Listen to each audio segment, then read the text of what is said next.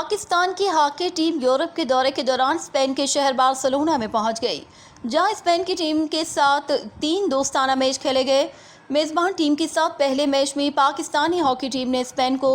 3-1 سے شکست دے کر میچ جیت لیا۔ اس خوشی میں پاک اسپین بزنس کونسل کے چیف کوآرڈینیٹر اور ڈالڈا فوڈز یورپ کے مینیجنگ ڈائریکٹر سید ذوالقرنین شاہ نے پاکستانی ہاکی ٹیم کے اعزاز میں کارتبہ ریسٹورنٹ پورٹ فورم میں شاندار عشاء دیا، جس میں مختلف طبقہ فکر اور سماجی اور سیاسی رہنماؤں نے شرکت کی۔ اس موقع پر مقررین نے ٹیم کی کارکردگی کو سراہا اور امید کی کہ موجودہ کھلاڑی قومی کھیل ہاکی کو اس کا کھویا ہوا مقام واپس دلوائیں گے۔ انہوں نے حکومت سے مطالبہ کیا کہ قومی کھیل کو اس کا جائز مقام دیا جائے۔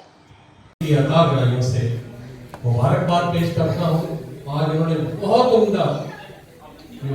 کھیل پیش کیا ہے، اس سے پوری پاکستانی قوم کا ساتھ بلند ہوا ہے۔ میں آپ لوگوں کو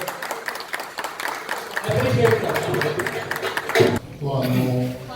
مبارک ہو تمہوں نہیں سانو سارے اس گل کہ تسی بھی اسی نے اسی بھی تسی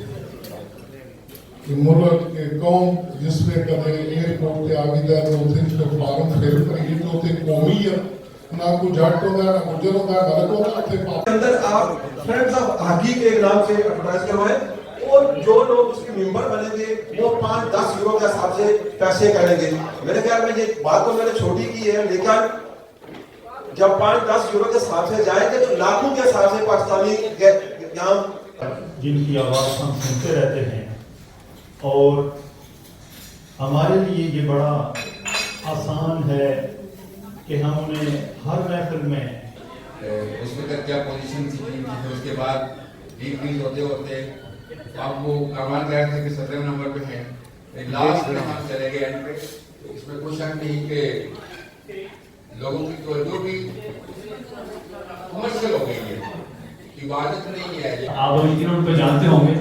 وہ بھائی ہیں میرے، تو بڑا ٹائم کے ساتھ گزرا تو ان کا فون آیا، آپ سے فون پہ میری بات ہوئی، وہ بھی آپ کو مبارکباد دے رہے تھے کہ آپ اس جیت پر یہ بات حقیقت ہے کہ یہاں پر میں نے جو باتیں سنی آ کر، ہاکی ہمارا